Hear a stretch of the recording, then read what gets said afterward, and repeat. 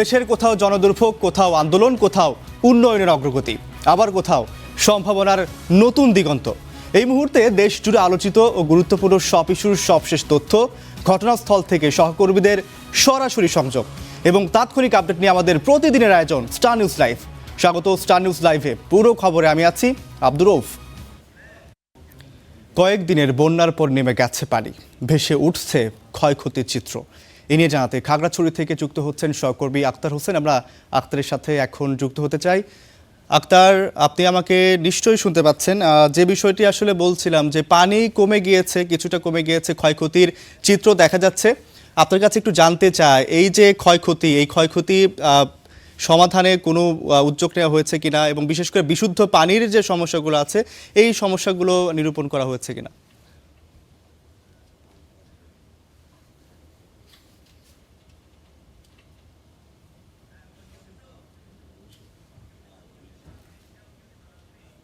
গেল কয়েকদিনের যে ভারী বর্ষণে প্লাবিত ছিল খাগড়াছড়ির চেঙ্গি মাইনি নদীর তীরবর্তী অঞ্চল, সেই অঞ্চলের বহু সংখ্যক মানুষ, অর্থাৎ 20,000 মানুষ কিন্তু পানিবন্দী দিয়েছিল এবং তারা নিরাপদ আশ্রয় কেন্দ্রে উঠেছিল।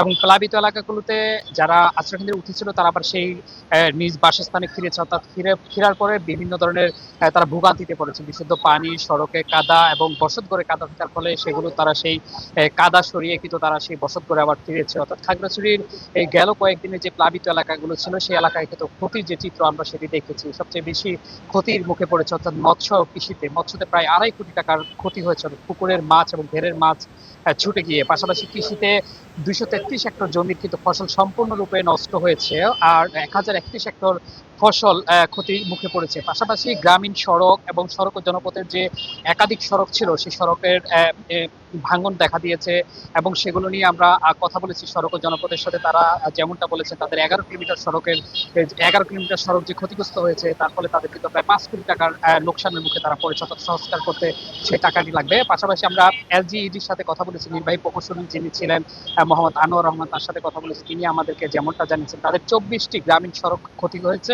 পাশাপাশি 4টি কালভার্ট, একটি ব্রিজ ক্ষতির মুখে পড়েছে। অর্থাৎ খাগড়াছড়ির এই বর্তমান যেই অবস্থা আমরা দেখছি, অর্থাৎ পানি প্লাবিত হওয়ার ফলে যে পানি চলে যাওয়ার পরে যে ক্ষতি, সেই ক্ষতির চিত্র কিন্তু আমরা দেখছি। এবং আমরা এটাও দেখেছি যে কৃষিতে, অর্থাৎ যে সবজি ছিল সেই সবজি কিন্তু সম্পূর্ণরূপে বিনষ্ট হয়েছে। অর্থাৎ এখানে সামনের সেই সময়টাতে যত সময় যাবে ততই হয়তো এই ক্ষতির চিত্রটা আরো বেড়ে উঠবে। এবং সব মিলিয়ে এই ছিল আসলে আমার কাছে খাগড়াছড়ি থেকে সর্বশেষ রাও।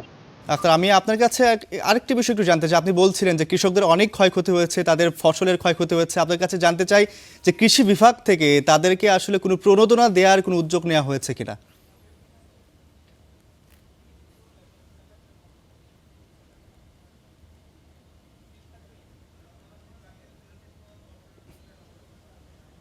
সরাসরি কৃষি সম্প্রসারণ অধিদপ্তরে যিনি উপপরিচালক রয়েছেন নাসিরুদ্দিন চৌধুরী, তার সাথে আমার গতকালকে কথা হয়েছে এবং আজকে কথা হয়েছে।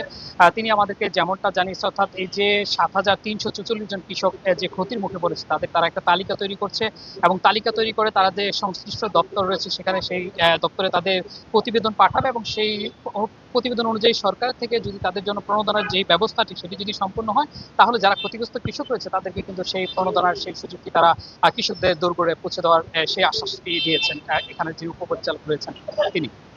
রও। আক্তার, আপনাকে অসংখ্য ধন্যবাদ আমাদের সঙ্গে যুক্ত হওয়ার জন্য। চট্টগ্রামে বন্যা পরিস্থিতির উন্নতি হলেও এখনও অনেক এলাকা জলাবদ্ধতার কবলে। দেখা দিয়েছে বিশুদ্ধ পানি ও খাবারের সংকট, নেই বিদ্যুৎ সরবরাহ। দুর্গত মানুষের আরও খবর জানাতে বাঁশখালী থেকে যুক্ত হচ্ছেন সহকর্মী রুকন উদ্দিন। আমরা রুকনের সাথে এখন যুক্ত হব। রুকন, যেমনটা আসলে বলছিলাম যে পানি তো কমছে কিন্তু দুর্ভোগ কিন্তু এখনও কমেনি। আপনার কাছে জানতে চাই যে যারা এই ক্ষয়ক্ষতির শিকার হয়েছেন তাদেরকে স্থায়ীভাবে অথবা কৃষি বিভাগ বলেন অথবা সরকার পক্ষ থেকে কোনো তাদের প্রণোদনার ব্যবস্থা করা হয়েছে কিনা জানতে চাই আপনার কাছে। রৌফ, যারা বাঁশখালী থেকে শুরু করে সাতকানিয়া এবং অর্থাৎ চট্টগ্রাম দক্ষিণ জেলায় যে বন্যা পরিস্থিতির শিকার হয়েছে মানুষজন এবং সেই বন্যায় যারা ক্ষতিগ্রস্ত হয়েছেন তাদের এখনো পর্যন্ত আমাদের হাতে এমন কোনো তথ্য আসেনি যে তাদের প্রণোদনার ব্যবস্থা, অর্থাৎ যারা কৃষি জমিতে যাদের ফসল জমি ক্ষয়ক্ষতি হয়েছে এবং যাদের মাছের ঘের ক্ষয়ক্ষতি হয়েছে, এছাড়া যাদের ঘরবাড়ি ক্ষয়ক্ষতি হয়েছে তাদের এখনো পর্যন্ত কোনো সহায়তা কিন্তু আমরা সরকারিভাবে বা উপজেলা প্রশাসনের পক্ষ থেকে তাদেরকে যে সহায়তা করার যে বিষয় সেটা এখনো পর্যন্ত আমরা কিন্তু সেই তথ্য পাইনি এবং স্থানীয়রাও কিন্তু সেই অভিযোগটি কিন্তু আমাদেরকে করেছেন যে কোনো ধরনের সাহায্য সহযোগিতা তারা পাচ্ছেন না। এবং কিন্তু বেসরকারিভাবে যদি বলি যে বিভিন্ন জনের ব্যক্তিগত উদ্যোগে কিন্তু অনেকে সহযোগিতা করেছেন এবং অনেকের ঘর বাড়ি করে দেওয়ার সিদ্ধান্ত নিয়েছেন, সেই বিষয়টি আমরা আসলে দেখেছি। এবং আরেকটি বিষয়, ত্রাণের স্বল্পতা কিন্তু রয়ে গেছে বিভিন্ন জায়গায়, যে দুর্গম এলাকাগুলো রয়েছে সেখানে কিন্তু এখনো পর্যন্ত ত্রাণ পৌঁছাচ্ছে না। গতকাল দুপুরের পর থেকে আমরা দেখেছি বাঁশখালীর দিকে, অর্থাৎ বাঁশখালী যে মহাসড়কটি রয়েছে সেখানে কিন্তু অসংখ্য ত্রাণের গাড়ি দেখেছি, কিন্তু সেই গাড়িগুলো আসলে মহাসড়কের আশপাশে যেই ঘরবাড়িগুলো রয়েছে সেখানে ত্রাণ দিচ্ছে, কিন্তু ভেতরে যে দুর্গম এলাকাগুলো রয়েছে সেখানে কিন্তু এখনো পর্যন্ত ত্রাণ পৌঁছাচ্ছে না। এবং আপনাকে আরেকটু যদি বলে রাখি যে কিছু কিছু এলাকায় কিন্তু এখনো পর্যন্ত বিদ্যুৎ আসেনি, অর্থাৎ 7 থেকে 8 দিন ধরেই বিদ্যুৎ বিচ্ছিন্ন অবস্থায় রয়েছে তারা, এবং সেক্ষেত্রে তারা যোগাযোগ বিচ্ছিন্নই বলা যায়। এবং তাদের সাথে উপজেলা প্রশাসন থেকেও যে একটি যোগাযোগ করবে এবং ক্ষয়ক্ষতির চিত্র এবং ক্ষয়ক্ষতি কতটুকু সেগুলো যে আসলে তারা বিচার বিবেচনা করবে এবং ক্ষয়ক্ষতি কতটুকু হয়েছে সেগুলো যে জানতে পারবে, সেই বিষয়টিও কিন্তু আর আসলে পারছেন না। যেহেতু তারা যোগাযোগ করতে পারছেন না, সে কারণে আসলে তারা ক্ষয়ক্ষতি কতটুকু পরিমাণ হয়েছে সেটি আসলে তারা বিস্তারিত বলতে পারছেন না। কিন্তু কিছু কিছু জায়গায় আমরা দেখেছি যে শিক্ষার্থীরাও কিন্তু আসলে ক্ষতির সম্মুখীন হয়েছে, যেহেতু তাদের পরীক্ষা চলছিল এবং তারা সামনেও আরও পরীক্ষা হবে, সেক্ষেত্রে তাদের বই খাতাও কিন্তু হারিয়ে গেছে, বানের জলে কিন্তু ভেসে গেছে, সেই বিষয়টিও আমরা দেখেছি। অসংখ্য ঘর দেখেছি আমরা বাঁশখালীতে, মাটির তৈরি ঘর যেগুলো একেবারে পানির সাথে মিশে গেছে, এবং তারা যে নতুন করে একটি ঘর তৈরি করবে সেই আর্থিক সচ্ছলতা তাদের নেই। এবং গতকালও আমাদেরকে অনেকে আসলে অভিযোগ করছিলেন, আমরা সারাদিনই কিন্তু বাঁশখালীতে ছিলাম, একেবারে দুর্গম এলাকাগুলোতে গিয়েছিলাম, সেখানে আমরা যেমনটি দেখেছিলাম যে একেবারে মাঝবয়সী থেকে শুরু করে বৃদ্ধা পর্যন্ত অনেকে হাহাকার করছিলেন ত্রাণের জন্য, পাশাপাশি তাদের যে ঘরবাড়ি ধ্বংস হয়ে গেছে সেগুলোর জন্য আসলে তারা খুবই ভেঙে পড়েছেন। এবং অনেকে দেখেছি নিজেদের ঘর ছেড়ে, অর্থাৎ তাদের ঘর যেহেতু নেই তারা অন্যের বাড়িতে অবস্থান করছেন, এবং অনেকে নিজের এলাকা ছেড়ে 3-4 কিলোমিটার দূরে যেয়ে কিন্তু অবস্থান করছেন। একই অবস্থা কিন্তু সাতকানিয়ারও, সেখানেও আমরা দেখেছি যে একেবারে ঘরবাড়ি ধ্বংস হয়ে গেছে অনেক জায়গায়, এবং এরপরে আমরা দেখছি যে এটা রাতের বেলায় কিন্তু পোকামাকড়ের ভয়ে কিন্তু রয়েছেন অনেকে, যেহেতু তারা রোকন, আপনার কাছে আমি আরেকটি বিষয় জানতে চাই। আপনার কাছ থেকে অনেক তথ্যই পেলাম যে যারা এই দুর্যোগের সময় অনেকেই আপনার আশ্রয় কেন্দ্রে অবস্থান নিয়েছিল, তারা আবার এই তাদের বাড়িতে বসতভিটায় ফিরেছে কিনা, এবং যেমনটি আসলে আপনি বলছিলেন যে তারা ফিরেছে কিন্তু এই যে বিপদ সংকুল অবস্থার মধ্যেই তারা আছে, এখনও সেই দুর্যোগ মানে যে সমস্যার মধ্যে তারা ছিল সমাধান হয়নি। বসতভিটা যে বাড়ি তাদের ভেঙে গিয়েছিল সেটিও আসলে সেভাবে তারা মেরামত করতে পারছে না। প্রশাসনের পক্ষ থেকে তাদের বাড়ি ঘর এই মেরামতের জন্য কোনো সাহায্য সহযোগিতা করেছে কিনা বা এরকম কোনো উদ্যোগ নেওয়া হয়েছে কিনা জানতে চাই।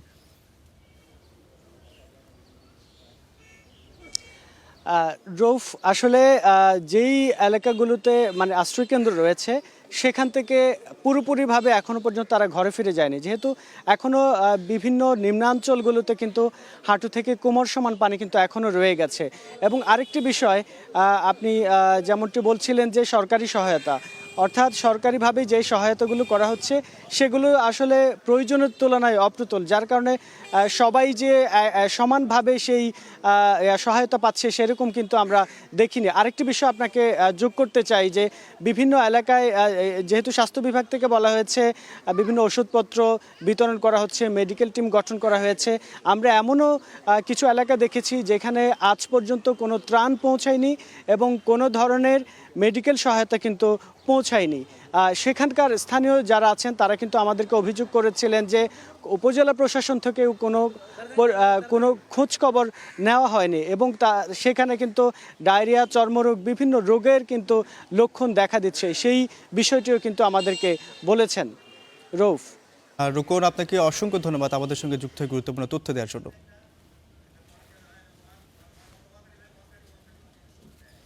দর্শক, আমাদের সহকর্মী রুকন যুক্ত ছিলেন, তিনি জানাচ্ছিলেন বন্যা কবলিত মানুষের বর্তমান পরিস্থিতি সম্পর্কে। দেশের ৫৯ জেলায় চলছে এইচএসসি ও সমমানের পরীক্ষা। সকাল 10টায় শুরু হয় পরীক্ষা। এদিকে দুপুর 1:30 রাজধানীর উত্তরায় বিএনএস সেন্টার থেকে শিক্ষা মন্ত্রণালয়ের উদ্দেশ্যে লং মার্চ কর্মসূচির ঘোষণা দিয়েছেন শিক্ষার্থীরা। আলোচনাতে যোগ দিচ্ছেন সহকর্মী এইচ.এম. ইমরান। আমরা ইমরানের সাথে এখন যুক্ত হতে চাই। ইমরান, যেমনটি আসলে বলছিলাম যে এইচএসসি ও সমমানের পরীক্ষা চলছে, গত দিনেও যেটি সমস্যা হয়েছিল যে পদার্থবিজ্ঞান পরীক্ষা নিয়ে অনেকেরই অনেক সঙ্গতি ছিল, এই বিষয়ে শিক্ষামন্ত্রীও একটি উদ্যোগ নিয়েছে। আপনার কাছে সার্বিক পরিস্থিতি জানতে চাই, বর্তমান কি পরিস্থিতি দেখছেন? রফ, গতকাল দিনভর দেশের বিভিন্ন জায়গায় এইচএসসি সমমানের পরীক্ষার্থীদের কিন্তু আন্দোলন আমরা দেখেছি এবং এটা নিয়ে কিন্তু শিক্ষামন্ত্রী তিনি সংসদে কথাও বলেছেন, তিনি দুঃখ প্রকাশ করেছেন এবং যে সকল সমস্যা নিয়ে শিক্ষার্থীরা কথা বলছিলেন, পরীক্ষার্থীরা সেই সকল সমস্যার সমাধানের যে আশ্বাস সেটিও কিন্তু দিয়েছেন।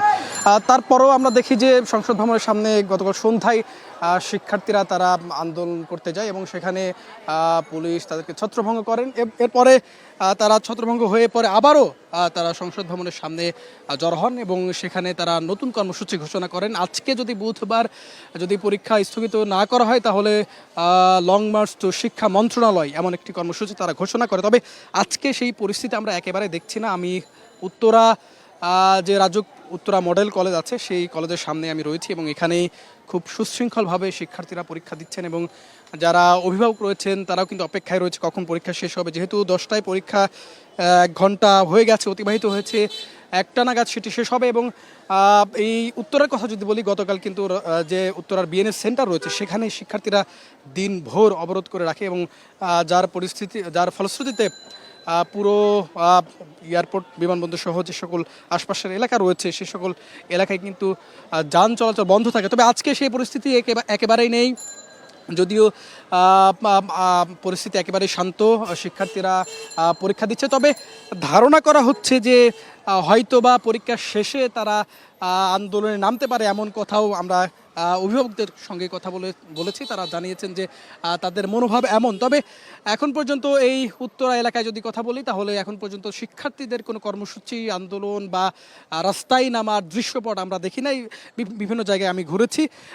শিক্ষামন্ত্রী কিন্তু জানিয়েছেন যে বিশেষ করে শিক্ষার্থীদের 3 দফা দাবি, বন্যা কবলিত এলাকা, বিশেষ করে দুর্যোগপূর্ণ আবহাওয়ার মধ্যে যে পরীক্ষা হয়েছে গত সোমবারের, সেই সোমবারের পরীক্ষা নিয়ে আসলে শিক্ষার্থীদের অভিযোগ। তারা বলছেন যে এই দুর্যোগপূর্ণ আবহাওয়ার মধ্যে শিক্ষার্থীরা তাদের অনেকে পরীক্ষা দিতে পারেননি, কেন্দ্রে পৌঁছাতে পারেননি, কারণ আপনি নিশ্চয় জানেন যে বিভিন্ন জায়গায়, দেশের বিভিন্ন জায়গায় খুবই বাজে পরিস্থিতি তৈরি হয়েছিল এই টানা বৃষ্টির ফলে, যার কারণে শিক্ষার্থীরা বলছেন তাদের সেই সকল পরীক্ষা স্থগিত করেনি, যার কারণে তারা শিক্ষামন্ত্রীর পদত্যাগও দাবি করেছেন। পাশাপাশি পদার্থ বিজ্ঞান পরীক্ষার একটি প্রশ্নে ভুল ছিল, যার কারণে সেই অভিযোগও শিক্ষার্থীরা করছেন। তবে শিক্ষামন্ত্রী কিন্তু গতকাল সংসদে দুঃখ প্রকাশ করেছেন এবং জানিয়েছেন যে সেই সকল সমস্যা সমাধান করবেন। তবে তারপরও তারা লং মার্চ টু শিক্ষা মন্ত্রণালয়ের যে আন্দোলন সেটি ঘোষণা করে, তবে এখন পর্যন্ত সেটির চিত্র আমরা উত্তরা এই এলাকাতে দেখতে পাইনি। রফ, এই ছিল আমার কাছে সবশেষ।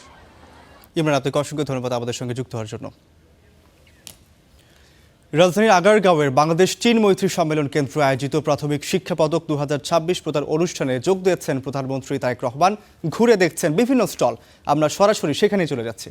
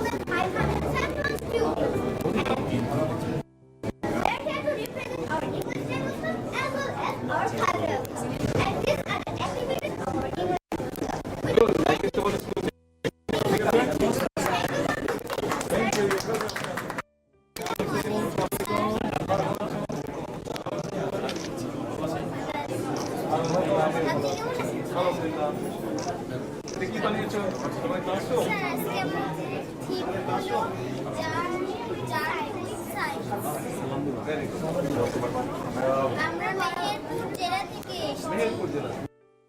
আমাদের এই যে বিজ্ঞান ছাড়া আমাদের কিছু সম্ভব না, সেই উদ্দেশ্যে আমরা একটা মডেল তৈরি করেছি।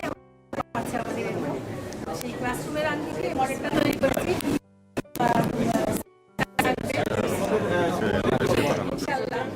Thank you.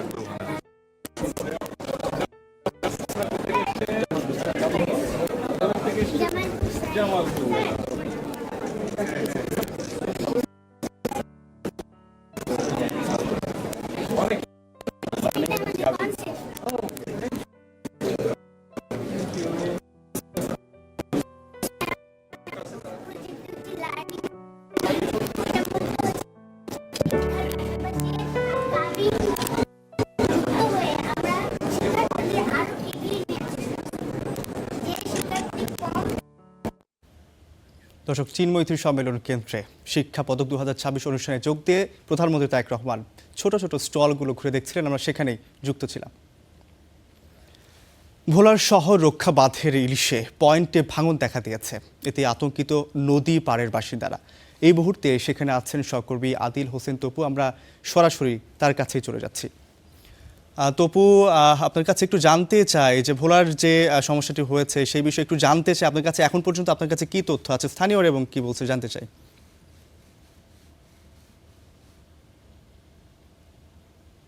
উজানের পানির চাপে হঠাৎ করেই ভোলা শহরের ইলিশা পয়েন্টে ব্লকে ধস দেখা দিয়েছে।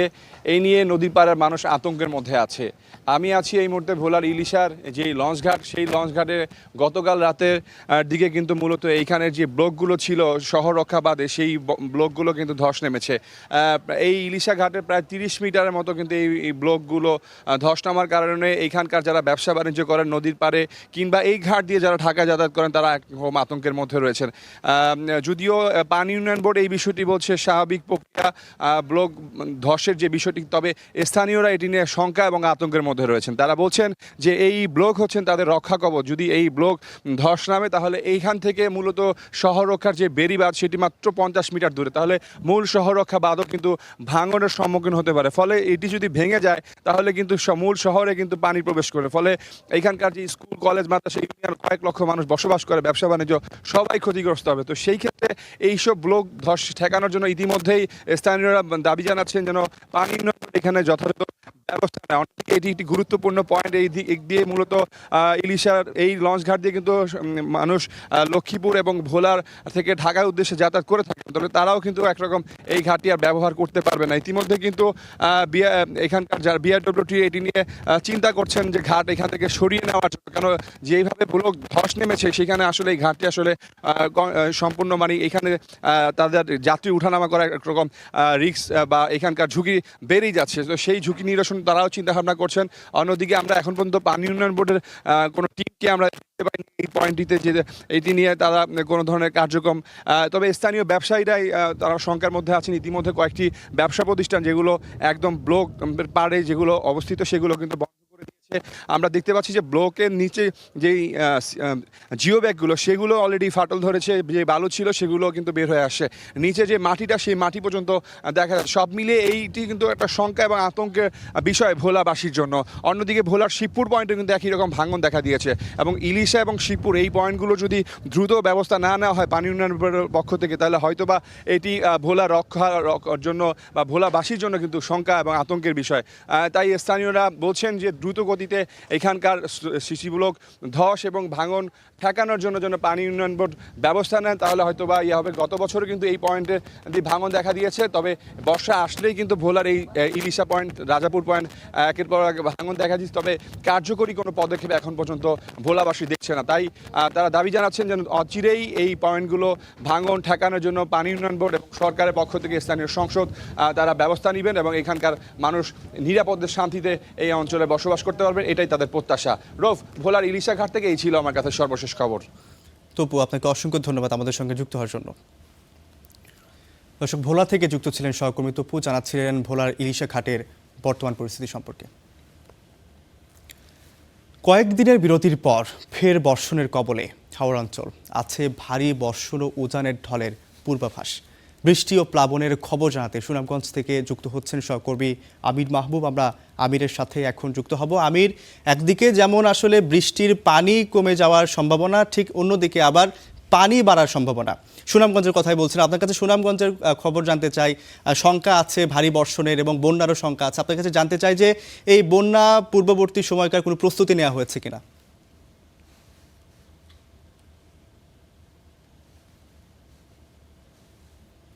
রৌফ, যদি বলে দেখুন যে সুনামগঞ্জের পানি ইতোমধ্যে কিন্তু হ্রাস পেতে শুরু করেছে এবং আমাদেরকে কিছুক্ষণ আগে পানি উন্নয়ন বোর্ডের পক্ষ থেকে যেটি জানানো হয়েছে, আজকে সুরমা নদীর পানি বিপদসীমার 55 সেন্টিমিটার নিচ দিয়ে প্রবাহিত হচ্ছে এবং গেল 24 ঘন্টায় পানি হ্রাস পেয়েছে প্রায় 20 সেন্টিমিটার।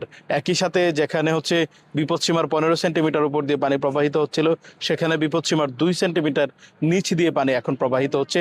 ছাতক উপজেলার যে সুরমা নদী আছে সেই পয়েন্টে বিপদসীমার 2 সেন্টিমিটার নিচ দিয়ে প্রবাহিত হচ্ছে। একই সাথে আপনি যেটি বলছিলেন যে আসলে আগাম বন্যার যে একটি শঙ্কা ছিল সেটি তো রয়ে গেছে। একই সাথে ভারী বর্ষণ এবং পাহাড়ি ঢলের যে পূর্বাভাস রয়েছে, আমরা পানি উন্নয়ন বোর্ডের সাথে কথা বলেছিলাম। পানি উন্নয়ন বোর্ডের নির্বাহী প্রকৌশলী যিনি আছেন তিনি বলেছেন যে দুপুর 1টা নাগাদ তাদেরকে আবহাওয়া অফিস থেকে সুনির্দিষ্ট তথ্যটি জানানো হবে যে আগামী 48 ঘন্টার কী পূর্বাভাস আছে। তবে তারাও ধারণা করছেন যেহেতু একটি পূর্বাভাস আছে, আজকে কিন্তু সকাল থেকে কিন্তু বৃষ্টি ছিল, এই তো কিছুক্ষণ আগে রোদের দেখা মিলেছে, বাকি সময়টা সুনামগঞ্জে বৃষ্টিপাত ছিল। তো তিনি যেটি বলছেন যে ভারী বৃষ্টি এবং উজানের ঢল নিয়ে দুপুর 1টায় যে আবহাওয়া অফিস থেকে যে ব্রিফ করা হবে সেটার আলোকে তারা তথ্য দিবেন, সেটি তারা জানিয়েছেন। আর একই সাথে এখানকার যদি যে সকল নিম্নাঞ্চল আছে সেখানে যদি বন্যা পরিস্থিতি তৈরি হয় সেটির জন্য জেলা প্রশাসনের পক্ষ থেকে উদ্যোগ নেওয়া হয়েছে। পূর্বেই তারা 1311টি আশ্রয় কেন্দ্র প্রস্তুত করে রেখেছেন, 1000-এর অধিক মেডিকেল টিম করে রাখা হয়েছে, বেশ কিছু স্বেচ্ছাসেবক তারা রেডি করে রেখেছেন। একই সাথে গতকালকে সুনামগঞ্জ জেলার অধিকাংশ উপজেলাতেই স্থানীয় যে দুর্যোগ মোকাবেলার যে প্রস্তুতি কমিটি আছে সেই কমিটি নিয়ে তারা বৈঠক করেছে এবং সেই বৈঠকগুলোতে এই বন্যা পরিস্থিতিটি নিয়ে কিন্তু তারা গুরুত্ব দিয়েছেন এবং সেখানে তারা কোথায় কী ধরনের সমস্যা হচ্ছে সেগুলো ফাইন্ড আউট করার চেষ্টা করছেন। একই সাথে সেখানে যদি কোনো ধরনের তাৎক্ষণিক মুহূর্তে তাদেরকে কোনো ধরনের সহায়তা প্রয়োজন হয় সেগুলো নিয়েও কাজ করার জন্য নির্দেশনা সেই গতকালকের যে বৈঠক হয়েছে সেই বৈঠকে সিদ্ধান্ত নিয়েছে উপজেলা যে দুর্যোগ যে কমিটি আছে সেই কমিটি তারা সিদ্ধান্তগুলো নিয়েছেন। তো সেখান থেকে তারা যেটি বলছেন যে যদি কোনো পরিবার কিংবা এলাকায় বন্যা কবলিত হয় সেখানে যেন দ্রুত তারা পৌঁছাতে পারে সেই প্রস্তুতি তারা রেখেছেন। তো রফ, এই ছিল সুনামগঞ্জ থেকে বন্যা পরিস্থিতির সর্বশেষ। আমির, আপনাকে অসংখ্য ধন্যবাদ আমাদের সঙ্গে যুক্ত হওয়ার জন্য। লালমনিরহাটে তিস্তার পানি কমার সঙ্গে সঙ্গে তীব্র হয়েছে ভাঙন। এ নিয়ে আরও জানাতে লালমনিরহাট থেকে যুক্ত হচ্ছেন সহকর্মী সাব্বির আহমেদ। আমরা সাব্বিরের সাথে এখন একটু যুক্ত হতে চাই। সাব্বির, যেমনটি আসলে আমরা একটু আগে জানছিলাম যে তিস্তা পাড়ের পানি কিন্তু কমে গিয়েছে, এবং সেই সাথে তিস্তার যে পাড়ের যে ভাঙন ছিল, বাঁধ অনেকগুলো বাঁধই ভেঙে গিয়েছিল। এই বিষয়ে আসলে আমরা একটু আমাদের সহকর্মীর সাথে যুক্ত হব, একটু পরে যুক্ত হব। সেই বিষয়ে একটু জানতে চাই সাব্বিরের কাছ থেকে। সাব্বির, আপনার কাছে একটু জানতে চাই যে তিস্তার তো পানি কমে গিয়েছে এবং সেই সাথে দৃশ্যমানও হয়েছে, ভাঙন দৃশ্যমান হয়েছে, অনেক বাঁধও ভেঙে গিয়েছিল। আপনার কাছে এখন তিস্তার পানি এবং ভাঙন সম্পর্কে বর্তমান কি তথ্য আছে জানতে চাই।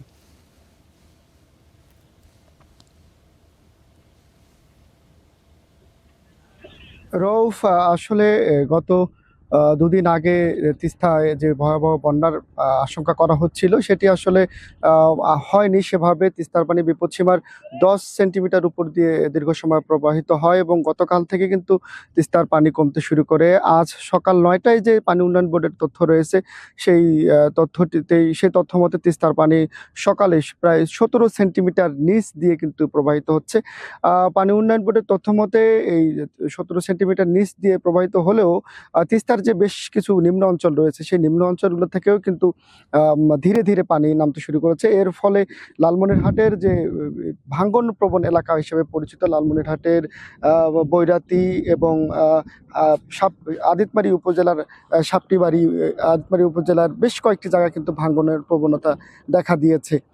পানি উন্নয়ন বোর্ডের সঙ্গে আমি কথা বলেছি। পানি উন্নয়ন বোর্ডের নির্বাহী প্রকৌশলী সুনীল কুমার আমাকে জানিয়েছে যে পানি কমার সঙ্গে সঙ্গে যে ভাঙনের প্রবণতা দেখা দিয়েছে সেই এলাকাগুলোতে তারা পর্যাপ্ত জিও ব্যাগ নিয়ে প্রস্তুত রয়েছে যাতে ভাঙন মহামারী আকারে ধারণ না করে। এই পানি উন্নয়ন বোর্ডের সর্বাত্মক প্রস্তুতি নিয়েছে এবং লালমনিরহাট জেলা প্রশাসনের পক্ষ থেকেও কিন্তু বেশ কিছু এলাকায় কিন্তু ইতিমধ্যে নদী যারা বন্যায় ক্ষতিগ্রস্ত হয়েছে তাদের জন্য কিন্তু বেশ দুর্যোগ ও ত্রাণ মন্ত্রণালয়ের অধীনে তাদের জন্য চাল এবং পর্যাপ্ত দুর্যোগ ও ত্রাণ মন্ত্রণালয়ের অধীনে কিন্তু তাদের জন্য কিন্তু বরাদ্দ করেছে। আপনাকে আরেকটা বিষয় জানিয়ে রাখি যে লালমনিরহাটে কিন্তু লালমনিরহাটে কিন্তু মোট 5 বার পানি উন্নয়ন তথ্য মতে 5 বার বন্যার স্বল্পমেয়াদী বন্যার দেখা দিয়েছে। স্থানীয় জানিয়েছে যে তারা ত্রাণ বা অন্য কোনো সুযোগ সুবিধা চায় না, তারা তিস্তা মহাপরিকল্পনার কথা কিন্তু বারবার বলছে। এই হচ্ছে রউফ লালমনিরহাটের তিস্তার সর্বশেষ। সাব্বির, আপনাকে অসংখ্য ধন্যবাদ আমাদের সঙ্গে যুক্ত হওয়ার জন্য। পরবর্তী সময় আপনার সাথে আবারও যুক্ত হব। দর্শক, দেখছেন স্টার নিউজ লাইভ, ফিরছি একটু পর, সাথেই থাকুন।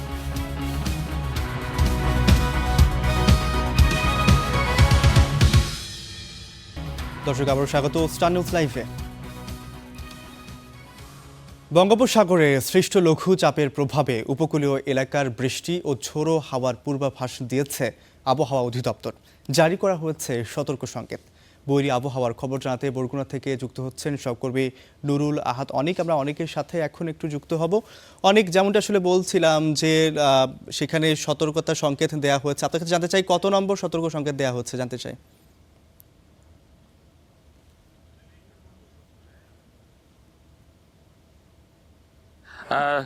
রৌফ, আজ কিন্তু আবহাওয়া অধিদপ্তর আবারও বঙ্গোপসাগরকে কিন্তু আবার 3 নম্বর সতর্ক সংকেত জারি করেছে। আমি যদি বলি কক্সবাজার, চট্টগ্রাম, মংলা এবং পটুয়াখালী সমুদ্র বন্দরকে 3 নম্বর স্থানীয় সতর্ক সংকেত দেখাতে বলা হয়েছে।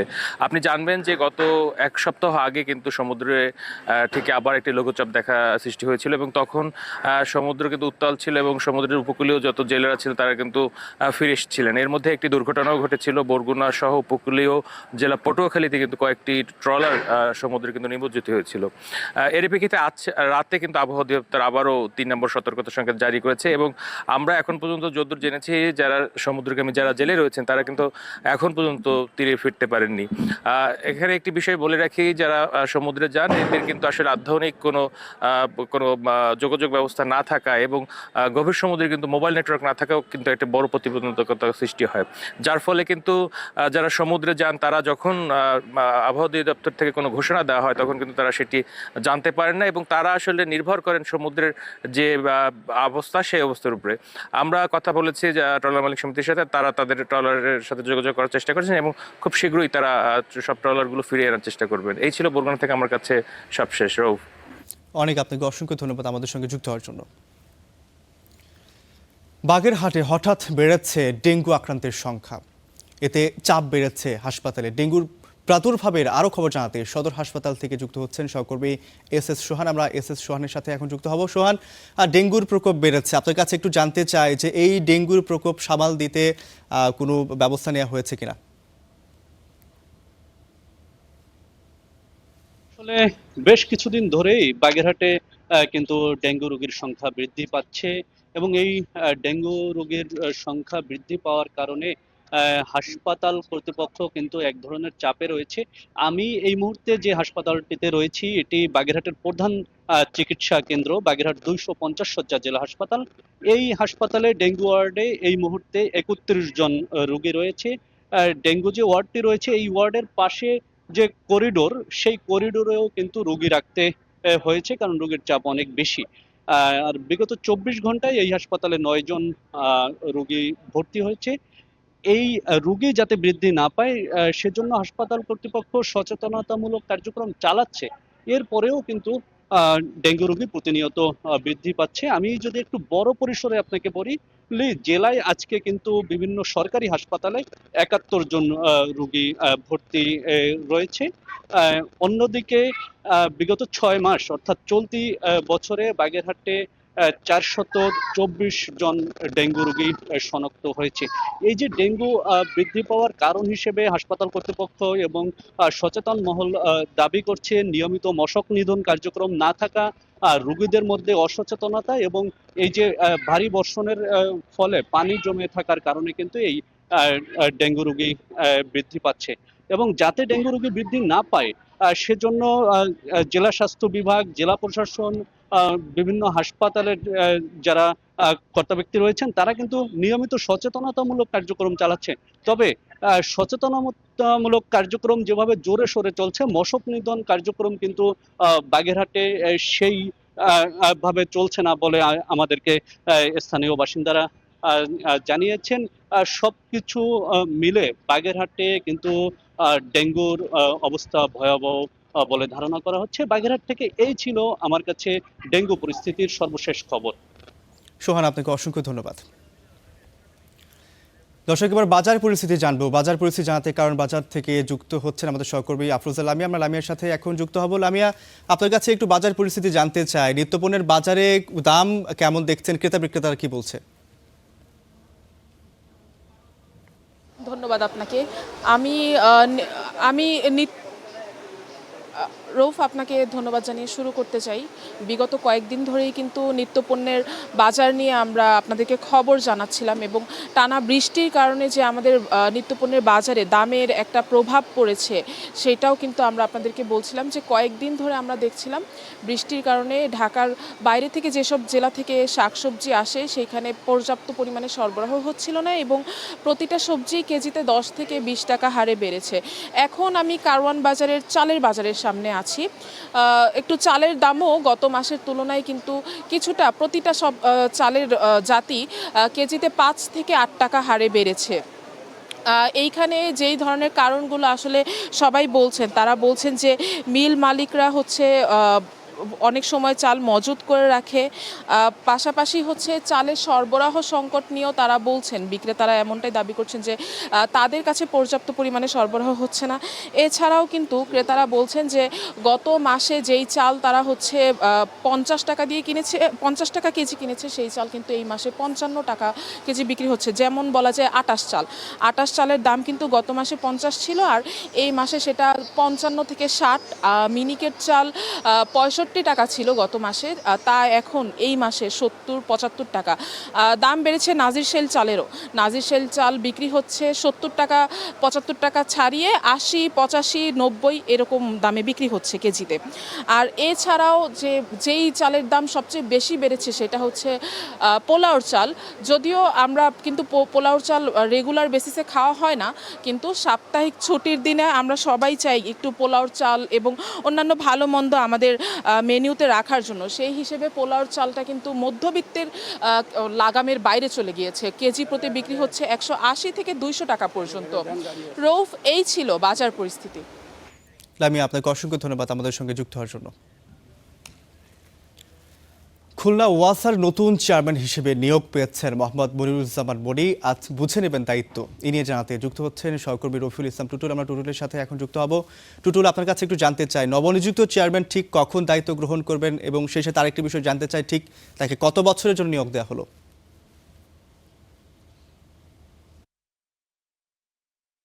ধন্যবাদ রৌফ। আপনি বলেছেন যে খুলনা ওয়াসার নবনির্বাচিত যে চেয়ারম্যান মনিরুজ্জামান মনি তিনি এখন দায়িত্ব গ্রহণ করবেন। এখন এই মুহূর্তে দায়িত্ব গ্রহণ অনুষ্ঠান চলছে। এখানে উপস্থিত আছেন তার পাশাপাশি খুলনা সিটি কর্পোরেশনের প্রশাসক নজরুল ইসলাম মঞ্জু এবং ওয়াসার যে এমডি ফিরোজ শাহ সহ অন্যান্য যারা ব্যক্তি রয়েছেন, বিভিন্ন রাজনৈতিক, সামাজিক এবং ওয়াসার এবং সিটি কর্পোরেশনের প্রধান নির্বাহী কর্মকর্তা তারা এখানে উপস্থিত হয়েছেন। সম্প্রতি তিনি ওয়াসার চেয়ারম্যান নিযুক্ত হয়েছেন। এর আগে কিন্তু তিনি খুলনা সিটি কর্পোরেশনের নির্বাচিত মেয়র ছিলেন, দায়িত্ব পালন করেছিলেন এবং এ ধরনের প্রতিষ্ঠান, তার সেবামূলক প্রতিষ্ঠানে তার কাজ করার অভিজ্ঞতা রয়েছে। এখানে যারা আছেন তারা মনে করছেন যে তিনি চেয়ারম্যান হওয়ার পরে এই প্রতিষ্ঠানটি আরও ভালোভাবে চলবে, কারণ এই ওয়াসা নিয়ে কিন্তু যথেষ্ট কথা রয়েছে। এখানে বিভিন্ন প্রকল্পের দুর্নীতির কথা আমরা প্রায় জানতে পারি, শুনতে পারি। তো সেক্ষেত্রে এবং এখানে বড় বড় কয়েক হাজার কোটি টাকার প্রকল্প চলছে। ঠিক এই মুহূর্তে তার মতো একজন মানুষের চেয়ারম্যান নিযুক্ত হয়, সাধারণ মানুষ এবং এই ওয়াসায় যারা কাজ করছেন, যারা কর্মকর্তা কর্মচারী আছেন, তারাও মনে করেন যে এটি আরও গতিশীল হবে এবং স্বচ্ছভাবে এই প্রতিষ্ঠানটি চলবে, এমনটি তারা আশা করছেন। এবং এখন ওয়াসার দায়িত্ব গ্রহণ অনুষ্ঠান চলছে, একটু আগেই এটি শুরু হলো এবং কিছুক্ষণ পরে সেটি শেষ হবে এবং আজ থেকেই তিনি আনুষ্ঠানিকভাবে খুলনা ওয়াসার চেয়ারম্যান হিসেবে দায়িত্ব পালন করবেন। এর আগে আমরা তার সাথে কথা বলেছিলাম, তিনি বলেছেন যে সরকার যে তাকে দায়িত্ব দিয়েছে এটি তিনি যথাযথভাবে পালন করার চেষ্টা করবেন এবং এখানে যেহেতু এই সেবামূলক প্রতিষ্ঠানে অনেক নিয়ম অনিয়মের কথা হয়ে থাকে, তো যে অনিয়মগুলো এখানে রয়েছে সেগুলো তিনি দূর করার জন্য আপ্রাণ চেষ্টা করবেন এবং একটি সেবামূলক প্রতিষ্ঠানে এটি পরিণত করবেন বলে তিনি আমাদেরকে জানিয়েছেন এবং কিছুক্ষণ পরেই দায়িত্ব গ্রহণ করবেন। এই ছিল সব শেষ খবর খুলনা থেকে ওয়াসার চেয়ারম্যান নিযুক্তের খবর। টুটুল, আপনাকে অসংখ্য ধন্যবাদ আমাদের সঙ্গে যুক্ত হওয়ার জন্য। দর্শক দেখছেন স্টার নিউজ লাইভ, ফিরছে একটু পর, সাথেই থাকুন।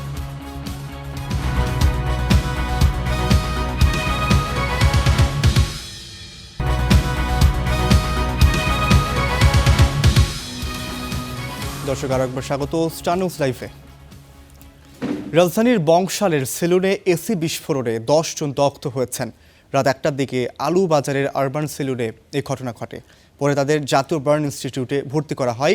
এ বিষয়ে আরও জানতে যোগ দিচ্ছেন সহকর্মী সাব্বির আহমেদ। আমরা সাব্বিরের সাথে একটু যুক্ত হব। সাব্বির, যেমনটা আসলে বলছিলাম, খুবই দুঃখজনক ঘটনা, 10 জন দগ্ধ হয়েছেন এবং জানতে চাই যে তাদের মধ্যে আসলে কী রকম অবস্থা দেখছেন, তাদের বর্তমান পরিস্থিতি কেমন, কোনো শঙ্কা দেখতে পাচ্ছেন কিনা?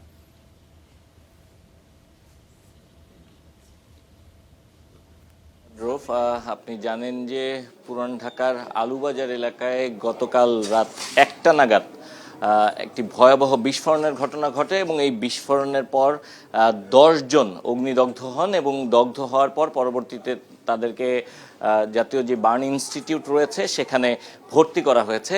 যদিও সেখানে বারবার বলা হচ্ছিল যে এসির বিস্ফোরণের কারণে আসলে এই দুর্ঘটনাটি ঘটেছে, কিন্তু আসলে সরজমিনে আমরা এই ঘটনাস্থলে এসে যেটি দেখতে পেয়েছি যে যেই এসির বিস্ফোরণের কথা বলা হচ্ছে, দেখতে পাচ্ছেন যে এসিটি কিন্তু একেবারেই পুরোপুরি অক্ষত অবস্থায় রয়েছে। অর্থাৎ এসির বিস্ফোরণের কথা যে বলা হচ্ছে, সেই এসির বিস্ফোরণের মতো কোনো ঘটনা বা কোনো কিছু আমরা দেখতে পাচ্ছি না। তবে বৈদ্যুতিক কোনো সার্কিট ব্যাহত হয়ে হয়তোবা এই দুর্ঘটনাটি বা এই বিস্ফোরণটি ঘটেছে এবং দেখতে পাচ্ছেন যে উপরের যে বৈদ্যুতিক লাইনগুলো রয়েছে সেই লাইনগুলো কিন্তু একেবারেই বিক্ষিপ্ত অবস্থায় রয়েছে এবং যেই ফ্যান বা পাখাগুলো রয়েছে, অর্থাৎ এই যে সেলুনটি রয়েছে, এই সেলুনের যে সিলিংটি রয়েছে, সেই সিলিংটি একেবারে ক্ষতিগ্রস্ত হয়েছে। অর্থাৎ বারবার যে বলা হচ্ছিল যে এসির বিস্ফোরণ, এইটি খুব সম্ভবত এখানকার আশপাশের লোকজনের সঙ্গে কথা বলেও আমরা যেটি বুঝতে পেরেছি যে এসির বিস্ফোরণ সম্ভবত হয়নি, কিন্তু একটি বিস্ফোরণ হয়েছে এবং এটি হয়তোবা বৈদ্যুতিক যে শর্ট সার্কিট, এই শর্ট সার্কিট থেকে এই বিস্ফোরণটি ঘটেছে এবং এই বিস্ফোরণ ঘটার ফলে এই সেই সময় এখানে যারা অবস্থান করছিলেন তারা প্রত্যেকেই আসলে দগ্ধ হয়েছেন এবং বার্ন ইনস্টিটিউটে যারা ভর্তি রয়েছেন তাদের মধ্যে সামাদ নামে একজন রয়েছেন যার বয়স 30। তিনি তার 15% আগুনে পুড়ে গেছে এবং তার যেই মুখের অংশ পুড়ে গেছে। এছাড়া বাকি যেই 9 জন রয়েছেন তারা প্রত্যেকেই দগ্ধ হয়েছেন এবং প্রত্যেকের শরীরে কিন্তু ফ্লেম বার্ন, অর্থাৎ যেটি ক্ষতিকর বার্ন যেটি বলা হয়, অর্থাৎ শ্বাসনালী পুড়ে যাওয়ার মতো ঘটনা ঘটেছে। বেশিরভাগই সবচেয়ে বেশি যিনি দগ্ধ হয়েছেন তার 50% পুড়ে গেছে। তিনি মোহাম্মদ ফারুক। তিনি এই দোকানে ওই সময় আসলে সেবা নিতে এসেছিলেন এবং এই সময় যেহেতু আপনারা জানেন যে বিশ্বকাপ চলছে এবং বিশ্বকাপের একটি সেমিফাইনাল খেলা চলছিল, এই সেমিফাইনাল খেলা চলাকালীন সময়ে মূলত আসলে আশপাশে লোকজন এখানে অবস্থান করছিল এবং সেই সময় মূলত এই বিস্ফোরণের ঘটনাটি ঘটে এবং সেই সময় এই দোকানে যারা কর্মরত কর্মী ছিলেন, অর্থাৎ নাপিত যারা ছিলেন তারা এবং এখানে যারা সেবা গ্রহণ করতে যে সকল কাস্টমাররা, গ্রাহকরা এসেছিলেন, তারা অবস্থান করছিলেন, তারা সবাই আসলে দগ্ধ হয়েছেন। এই মুহূর্তে তারা জাতীয় বার্ন ইনস্টিটিউটে ভর্তি রয়েছেন, অর্থাৎ এসির বিস্ফোরণ এখানে ঘটেনি। এই ছিল এই মুহূর্তে এখান থেকে সবশেষ। রোফ। সাবির, আপনাকে অসংখ্য ধন্যবাদ আমাদের সঙ্গে যুক্ত হওয়ার জন্য। ফিফা বিশ্বকাপের দ্বিতীয় সেমিফাইনালে মুখোমুখি হবে আর্জেন্টিনা এবং ইংল্যান্ড। এই ম্যাচ নিয়ে কথা বলতে বার্তা কক্ষ থেকে সরাসরি যোগ দিচ্ছেন সহকর্মী তানজিম মসি। আমরা তানজিম মসির সাথে এখন একটু যুক্ত হতে চাই। তানজিম মসি, যেমনটা আসলে বলছিলাম যে ইংল্যান্ড এবং আর্জেন্টিনার খেলা আছে, আজকে অনুষ্ঠিত হবে। আপনার কাছে জানতে চাই যে এই খেলাকে নিয়ে আসলে ভক্ত সমর্থকদের উন্মাদনা কেমন দেখছেন এবং প্রেডিকশনটি জানতে চাই, আসলে প্রেডিকশনে কে এগিয়ে থাকতে পারে? ভক্তদের উন্মাদনার কথা আসলে বলতে গেলে তো বলে শেষ করা যাবে না। শুরুতে ভক্তদের কথা যেহেতু বলেছেন, ভক্তদের কথাই দিয়ে শুরু করি। এই ভক্তদের উন্মাদনা কিন্তু আর্জেন্টিনায় গত বিশ্বকাপের সময় পৌঁছে গিয়েছিল, বিশেষ করে বাংলাদেশের ভক্তদের উন্মাদনা। এবং প্রেস কনফারেন্সে বাংলাদেশি সাংবাদিকরা তাকে লিওনেল স্কালোনিকে জিজ্ঞেস করেছিলেন যে বাংলাদেশ সম্পর্কে। তিনি কিন্তু বলেছেন যে বাংলাদেশের ভক্তদের উন্মাদনা তাকে একদম অবাক করে এবং তিনি চান এই দেশের ভক্তদের জন্য ভালো কিছু উপহার দিতে। আর সবচেয়ে বড় কথা হচ্ছে আজকে ইংল্যান্ডের বিপক্ষে তাদের সেমিফাইনাল। এটা কিন্তু একটা ঐতিহাসিক লড়াই বলা যায়, শুধুমাত্র খেলার মাঠে না, রাজনৈতিক দিক থেকেও এই যুদ্ধটা বা এই লড়াইটা কিন্তু খুব তাৎপর্যপূর্ণ। 1966 সাল থেকে শুরু হয়েছে। সে সময় হচ্ছে কোয়ার্টার ফাইনালে এই আর্জেন্টিনাকে হারিয়ে ইংল্যান্ড কিন্তু পরবর্তীতে ফাইনাল জিতেছিল এবং একমাত্র শিরোপা জিতেছিল। আবার 1986 সালে হচ্ছে আর্জেন্টিনা কিন্তু আবার ফাইনাল জিতেছিল। তার আগে হচ্ছে সেমিফাইনালকে হারিয়েছিল হচ্ছে ইংল্যান্ডকে। এছাড়াও পরবর্তীতে আরও 2বার হচ্ছে তারা লড়েছে এবং একবার জিতেছে আর্জেন্টিনা, একবার জিতেছে ইংল্যান্ড। সো এই খেলাটা কিন্তু সব মিলিয়ে খুব তাৎপর্যপূর্ণ হতে যাচ্ছে। এবং সবচেয়ে বড় কথা, লিওনেল মেসির জন্য কিন্তু ইংল্যান্ডের বিপক্ষে প্রথমবার লড়াই। সবশেষ ইংল্যান্ড আর্জেন্টিনার সাথে লড়েছিল একটা প্রীতি ম্যাচে, সেই 2005 সালে। তারপর কিন্তু আর কখনো খেলা হয়নি, সেখানে জিতেছিল ইংল্যান্ড এবং এটা মেসির জন্য প্রথমবারের মতো খেলা। আর যদি বলা হয় যে কে এগিয়ে আছে, সেই ক্ষেত্রে অবশ্যই পরিসংখ্যান এবং বর্তমান পারফরমেন্সের দিক থেকে আর্জেন্টিনাকে এগিয়ে রাখবে সবাই। তবে এটাও কিন্তু একটা কথা, শেষ 32 থেকে শুরু করে শেষ 16 কিংবা কোয়ার্টার ফাইনালে আর্জেন্টিনাকে বেশ স্ট্রাগল করতে হয়েছে। অতিরিক্ত সময়ে কিংবা একদম শেষ মুহূর্তে যে তারা কামব্যাক করেছে। তো সেই ক্ষেত্রে যেই দলগুলোর সাথে আগে খেলেছে, কাবো ভার্দে, ইজিপ্ট কিংবা সুইজারল্যান্ড, তাদের চেয়ে ইংল্যান্ড কঠিন প্রতিপক্ষ হতে যাচ্ছে অবশ্যই আর্জেন্টিনার জন্য। সেখানে একটা ফাইট হবে। কোচ লিওনেল স্কালোনি কিন্তু বিশেষ করে ইংল্যান্ডের 2 খেলোয়াড়ের দিকে চোখ রাখছেন, জুড বেলিংহাম এবং অবশ্যই অধিনায়ক হ্যারি কেন। তাদের পারফরমেন্সটা ইংল্যান্ডের জন্য অবশ্যই বড় অস্ত্র হিসেবে কাজ করবে। আর এদিকে হচ্ছে মেসি তো অবশ্যই ভালো ফর্মে আছেন। এছাড়াও গত ম্যাচে আমরা দেখছি হুলিয়ান আলভারেজ দারুণ একটা গোল করেছেন, তাকে নিয়ে কিন্তু আবার আশা দেখছে সবাই। তো সব মিলিয়ে হাড্ডাহাড্ডি একটা লড়াই হবে, যেখানে আসলে বলা যায় না ম্যাচ, অবশ্যই ম্যাচের আগে কখনোই বলা যায় না যে ফলাফলটা কি হতে পারে। তবে অবশ্যই ঐশী, আপনার কাছে আরেকটি বিষয় একটু জানতে চাই, আপনার কথাতেই একটু জানতে চাই, সেটা হচ্ছে যে এই যে ম্যাচটি আজকে অনুষ্ঠিত হবে, সেখানে আসলে আপনি কোন দলকে এগিয়ে নিতে চান, আর্জেন্টিনা নাকি ইংল্যান্ড? কোন দল আসলে এগিয়ে আছে প্রস্তুতির দিক থেকে? আচ্ছা, আমার দিক থেকে আসলে আমি বলতে চাই না, তবে বিশ্লেষকরা বলছেন যে অবশ্যই আর্জেন্টিনাকে কিছুটা হলেও এগিয়ে রাখবে তাদের সাম্প্রতিক পারফরমেন্সের উপর ভিত্তি করে, এবং তাদের ফর্ম যথেষ্ট ভালো। এছাড়াও এরপরেও ইংল্যান্ড যেহেতু তারাও ভালো খেলছে, তো যে কোনো কিছুই হতে পারে, তবে আর্জেন্টিনা তুলনামূলক এগিয়ে থাকবে। ঐশী, আপনাকে অসংখ্য ধন্যবাদ আমাদের সঙ্গে যুক্ত হয়ে গুরুত্বপূর্ণ তথ্য দিচ্ছিলেন। দর্শক, এই ছিল স্টার নিউজ লাইভ। এতক্ষণ আমাদের সঙ্গে থাকার জন্য অসংখ্য ধন্যবাদ।